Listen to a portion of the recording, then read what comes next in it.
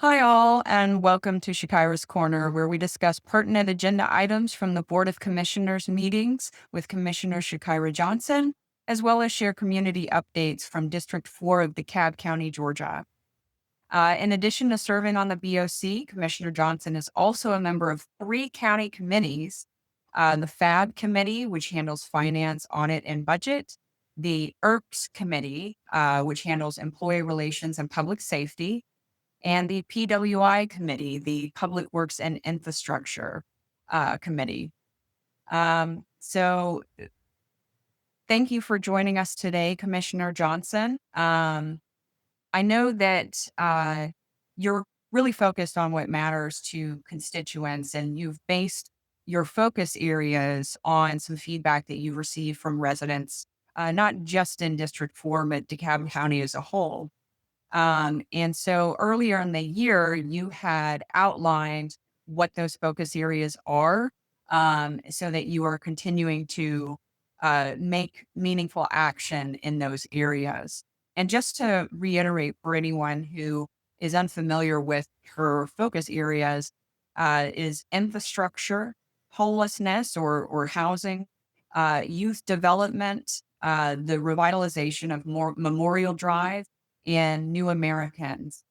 And now I know that there have been some changes recently, some legislation and some approvals for spending that have gone through recently that help support these focus areas.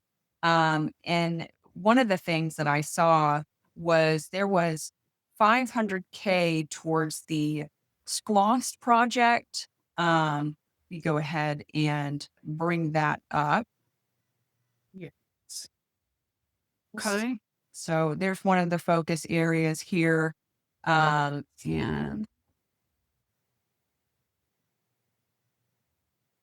well, is that okay?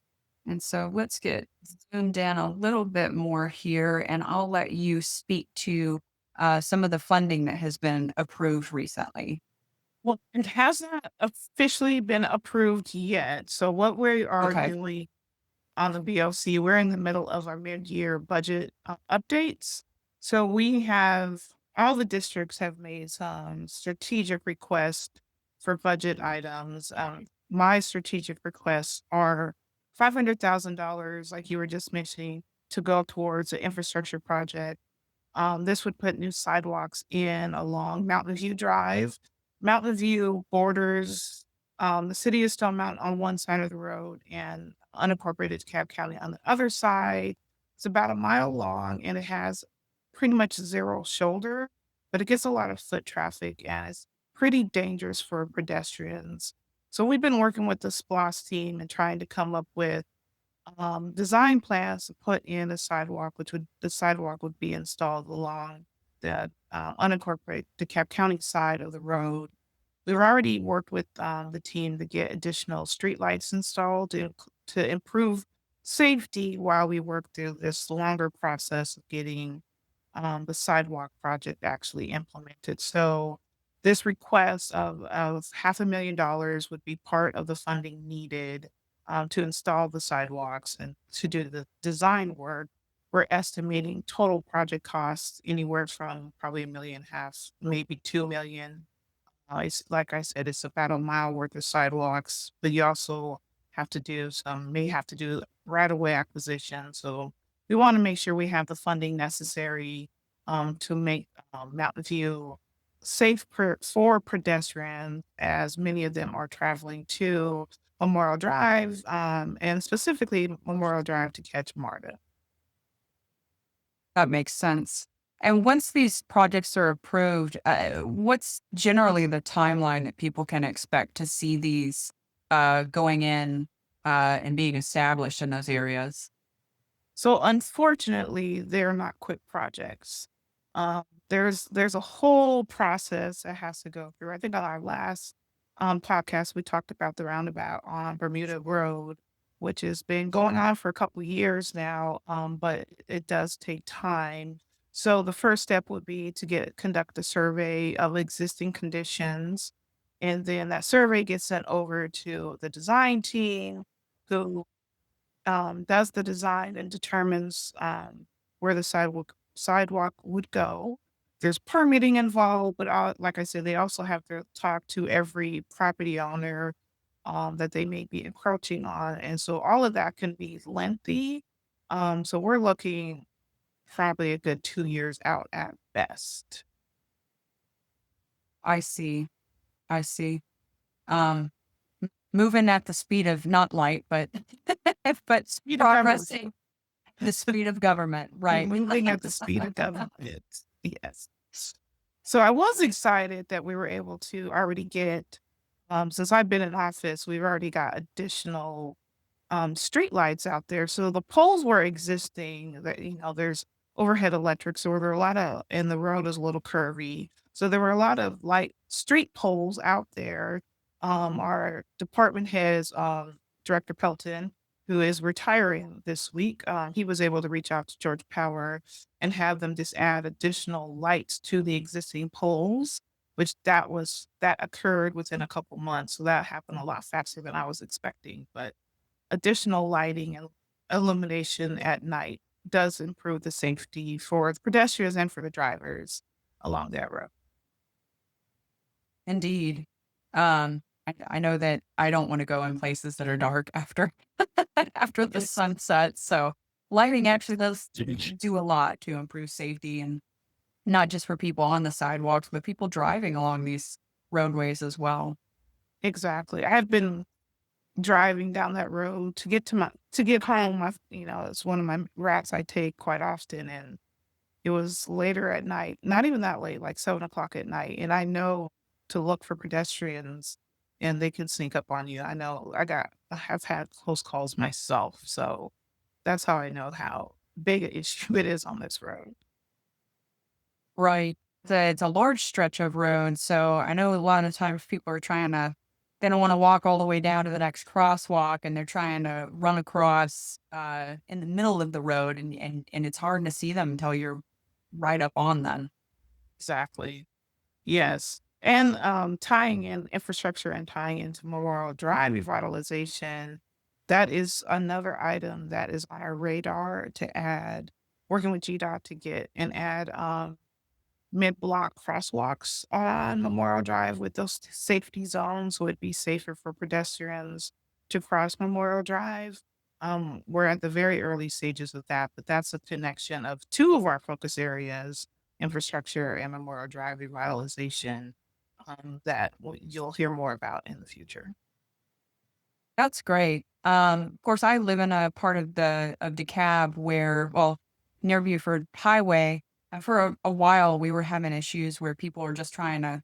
The crosswalks are so far from each other, and there were a lot of people getting hit, and some of them unfortunately killed, just trying to cross the road. And I know that that has gone down ever since we put those crosswalks in place. So I'm excited to see that update for Memorial Drive to allow people to walk everywhere more safely, and get to where they need to go.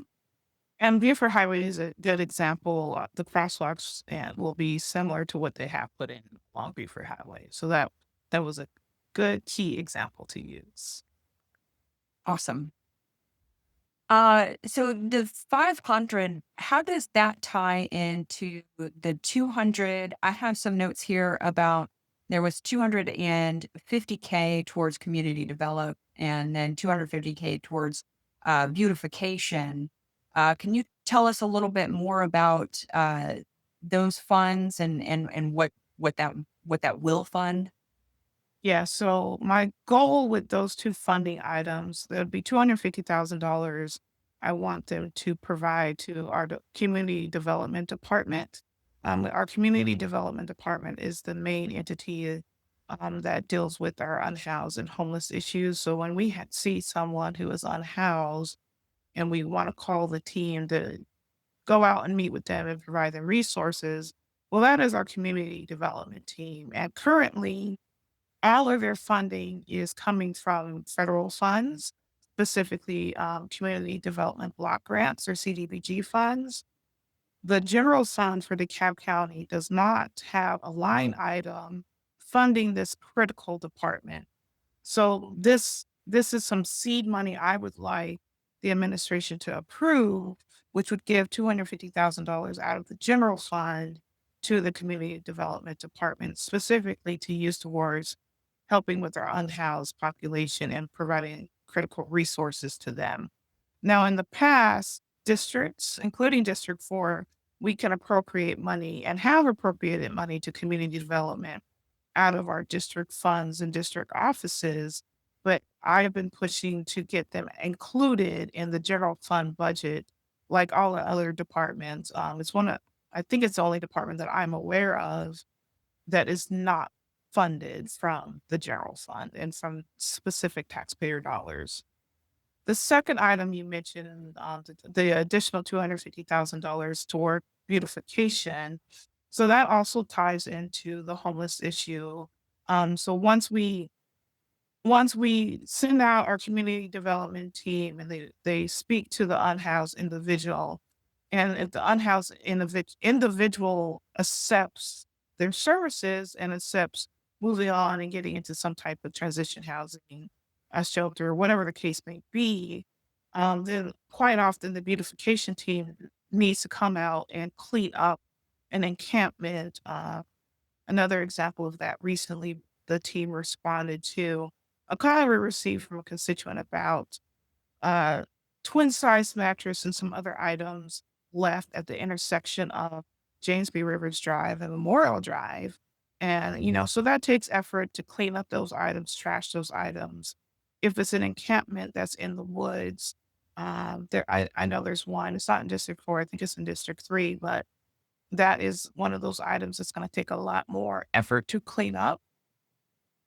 So once we've provided services for the unhoused and gotten them into some type of more structured permanent housing situation, we want to make sure that we can clean up the area for the residents and beautify it again. And that is handled by our beautification team. So both of these items tie into the focus area of homelessness and dealing and helping our unhoused population. And I see.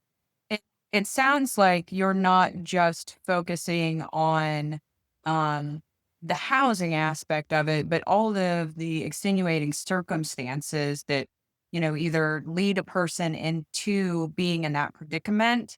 And then there's, a number of challenges of getting out of that, just having a house isn't going, or a home or a roof over your head isn't really going to address. There's, I think, as you have put it, wraparound services. So you're taking a more holistic approach and investing in some of those other services that people need to be able to get on their feet, and it's not just putting a roof over their heads. It's handling the other things that need to happen to make sure that they're successful in that journey. yes, and that's another key reason why some of the funding should be coming from the general fund for our community development team.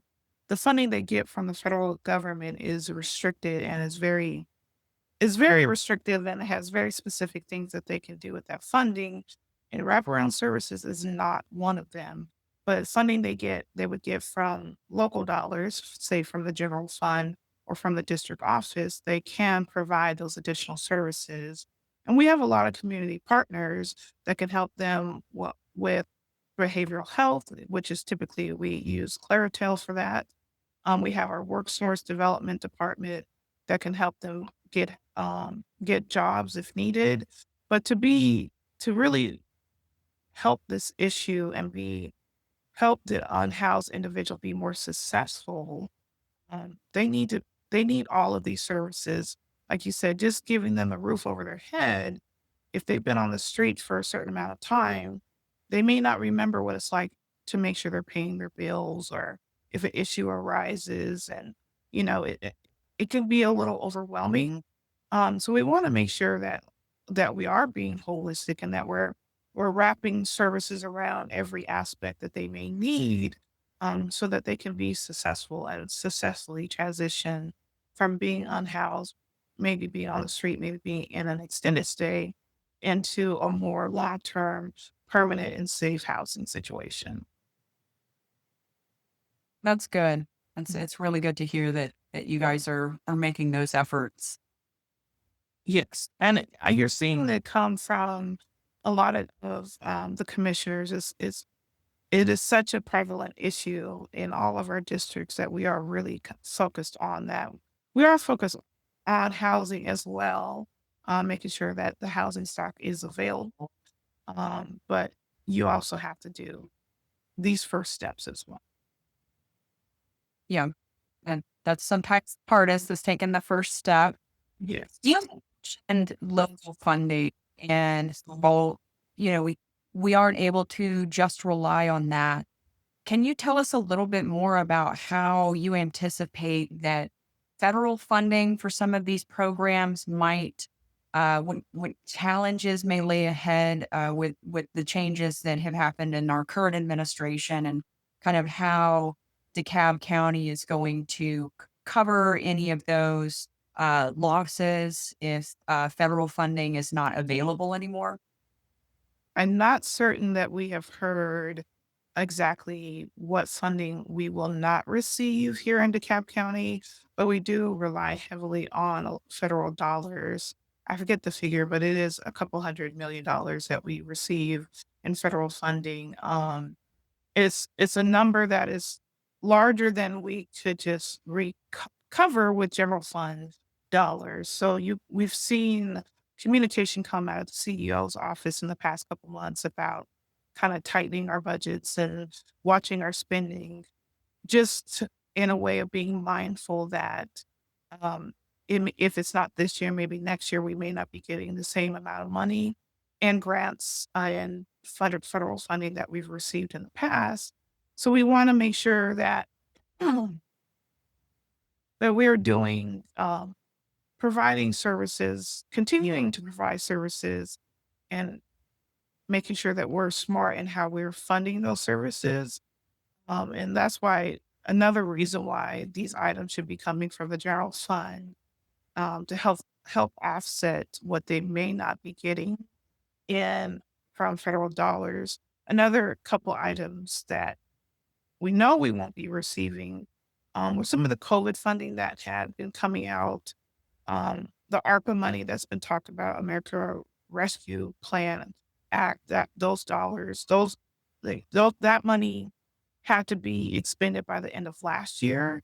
We do have some interest dollars that are still kind of lingering in the accounts, but that money is not coming back, right? It's not going to be regenerated. There'll be no other currently no that we know, no big chunk of money distributed to local governments to help provide services to constituents. Another was CARES Act. That money was distributed to local governments in 2020, 2021. And so those were big chunks of money that you saw, the county and the commissioners were able to push out a lot of money to nonprofits to provide certain services to the constituents in DeKalb County. So we know those dollars aren't coming back because they were tied to very specific, that very specific instance of COVID and the pandemic. So all of that to say that as a commissioner, we have to be mindful of the dollars that we're putting out in the community and knowing that, what we have this year may not be what we get next year. Um, but still trying to make sure we're making a big impact in the community. That makes sense. Makes sense. And you almost don't want us to have another pandemic. No, To we don't receive want that that. funding. But it would be nice if that funding came through another means. So Yes. Yes, it's again. nice to have that extra help. Yes. So uh another thing that I want to touch on, you recently had your community connections breakfast meeting earlier in July. Um Tell us a little bit more about that. Yes. So we had our second community connections breakfast on July 19th. We hosted it at Toby Grant. Our special guests were Tanza Clark, who's the new director of code compliance and enforcement, and then Jacob Valla, who is our chief development officer with the CEO's office. And so they took the time out, and I think they both spoke about 20, 30 minutes altogether, gave a lot of updates on what they're doing, and specifically a lot of good things happening out of code enforcement. and the changes that the director is trying to bring forward in her department. I think one thing that was, and here's some pictures. So we had standing room only at Toby Grant. There was a great turnout. Chef McNair was providing our breakfast as he typically does. And thank you to DCTV for always being a great partner and making sure that we're airing this breakfast live for those who cannot attend. I think we're successful this time in getting comments live on our YouTube stream. Thank you, Carrie, for making sure we got that and then got those questions answered. So again, it's always a really good time for the community to get engaged. We like to have a department head or two be our highlight speaker. And then we open up a panel of other department heads. Today, on that day, we had a representative from police and a representative, Director Hutchison from sanitation. Code, police, sanitation, those are typically our hot button issues that people have a lot of questions about. We actually, I think we went over time about 30 minutes because we had so many questions and such a great turnout.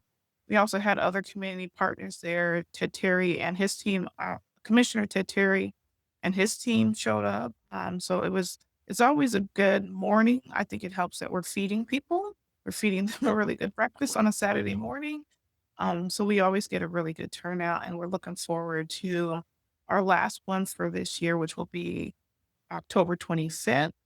The location is still to be determined, and the speakers are still to be determined.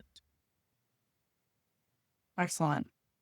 And I'm really happy personally to see that you have continued these meetings because they are immensely helpful, not just for District 4. Of course, we love to see District 4 residents, but these are leaders that what the work that they do impacts all of DeKalb. So it's a really good opportunity for people to come out and ask questions, important questions directly to the leaders of these departments. It is, and we quite often we do get residents from other districts who will attend. And I think that some of the feedback we've received is we're one of the only one commissioner having a regularly scheduled community meeting. And I think that helps that we're doing it quarterly. And as you know, as you alluded to, my predecessor, Commissioner Steve Bradshaw, he started these. I know I attended them when as just a resident, and I always found them very informative and very helpful. So I wanted to make sure we continue to bring this to our community, especially seeing the great turnout that we're receiving. The community is really responding to it. And then the information that we receive back as a district based on questions that people ask, a lot of them are in line with our focus areas, which helps inform us that our focus areas are things that our constituents are also concerned about. And let's just gives us the opportunity to kind of get a pulse of what people are thinking, what is bubbling up in their community, what is important to them. So it's good for the constituents to get that feedback, but it's also a great way for us to get feedback as well. That's great. And they serve as a wonderful compass to make sure that we're staying on track. Yes, they do. And if we're not on track, they will tell us. Absolutely. People are not shy about that. They're Which not is good, shy you about know. that at all. People are not honest about, the challenges that they faced or even, things that improvements that they're thankful for. How else would we know? We Exactly. can't be effective if we're not getting that feedback and that engagement. So just a Exactly. PSA, everyone who is We are not watching. mind readers. Right. Reach out, let us know anything, that's on your mind and your opinions about any of the legislation that might be in the works. Well, I thank you so much for your time today, Commissioner Johnson. Um, i- in the meantime, and until the next one, how can people reach you? Yeah, so I think that is a good segue into this next section of how can you reach Commissioner Johnson and her team. If you ever have any needs or questions, please email me at shakira@dekalbcountyga.gov. That's so we're able to get that simplified from our previous email. That other email, CJ Johnson 2, is still active. So Either one is will work. We will respond as soon as we can. You can also find me on Facebook and Instagram under the handle of at Commissioner Chakira Johnson. I'm also on Blue Sky and X as at Commissioner CJJ. And then also, please consider subscribing to the YouTube channel here if you do find this podcast helpful and you want to know whenever a new podcast is released. Just remember to hit the bell icon so you can receive these notifications in the future.